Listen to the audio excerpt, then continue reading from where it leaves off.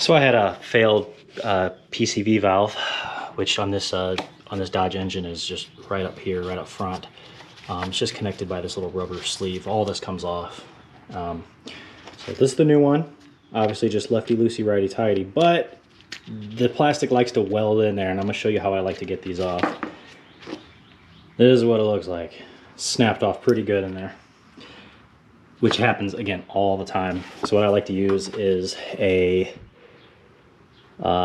Hansen 19/64 drill. It's an easy out. So let's try to do this one-handed. I mean, it's in there. So I'm gonna just line it up. Just gotta center it up.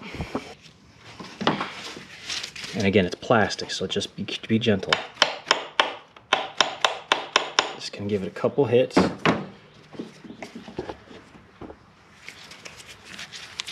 we're gonna very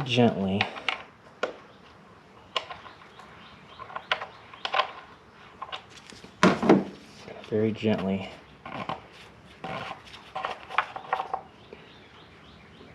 and there you have it.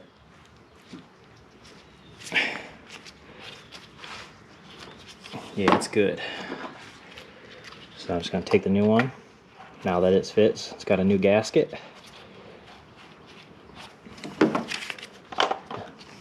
And as I said before, you know, this is plastic, so don't get too crazy.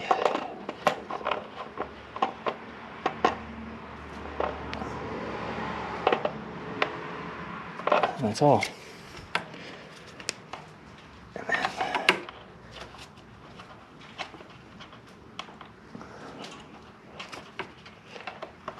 There.